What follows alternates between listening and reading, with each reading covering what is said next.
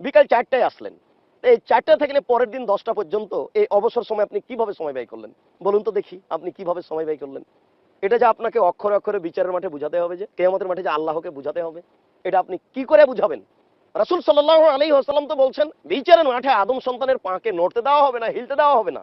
তার 5টি জিনিস জিজ্ঞাসা করার পূর্বে 5টি বিষয়ে তাকে জিজ্ঞাসা করা হবে। তার একটি হচ্ছে আন উমরিহি ফিমা আফনাহু, তার বয়স সম্পর্কে কিভাবে সে অতিবাহিত করলো, তার যৌবন সম্পর্কে সে কিভাবে যৌবন অতিবাহিত করলো, তার উপার্জিত সম্পদ সম্পর্কে সে কিভাবে সেটা ব্যয় করলো আর কিভাবে সেটা আয় করলো। এটা কি আপনি সহজ মনে করছেন?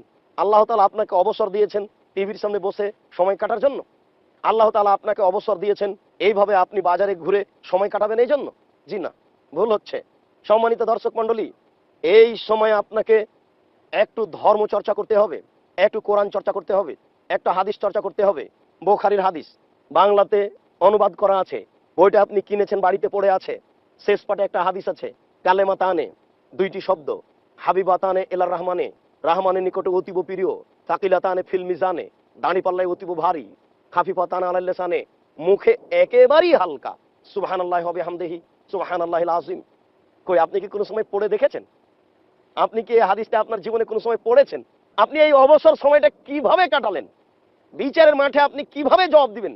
সম্মানিত দর্শক মণ্ডলী, বিশ্বাস করুন, একটা সিংওয়ালা ছাগল যদি অসিংওয়ালা ছাগলকে গুতা মেরে থাকে, বিচারের কাঠগড়াতে আল্লাহ তাআলা অসিংওয়ালা ছাগলকে সিং দিয়ে বলবেন, তুমি গুতা মেরে পরিশোধ করে নাও। আমরা আপনাদেরকে অনুরোধ করে বলছি, অবসর সময়কে এইভাবে কাটায়েন না, অবসর সময়কে মূল্যায়ন করার চেষ্টা করুন। পৃথিবীকে এইভাবে ভালোবাসেন না, পৃথিবী এইভাবে ভালোবাসার বস্তু নয়। মুস্তাদর ইবনে সাদ্দাদ রাদিয়াল্লাহু তাআলা আনহু বলেন, রাসূল সাল্লাল্লাহু আলাইহি ওয়াসাল্লাম বলেছেন, মাদ দুনিয়া লিল আখিরা ইল্লা মিসলা মা ইয়াজুল আহাদুকুম ইসবাহু ফিল ইয়ামি ফালয়ানজুর বিমা ইয়ারজি। আল্লাহর নবী বলছেন, পৃথিবী আর পরকাল এই দুইটার তুলনা, পৃথিবী আর জান্নাত এই দুইটার তুলনা আঙ্গুলের পানি আর সাগরের পানি সমপরিমাণ।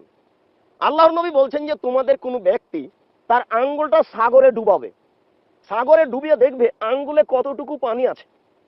আঙ্গুলের পানি আর সাগরের পানির তুলনা হচ্ছে ইহকাল আর পরকাল। সম্মানিত দর্শক মণ্ডলী, এটাকে আমরা বুঝাতে সক্ষম?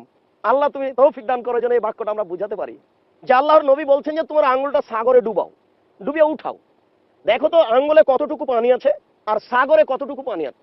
আঙ্গুলের পানি হলো পৃথিবী আর সাগরের পানি হলো জান্নাত।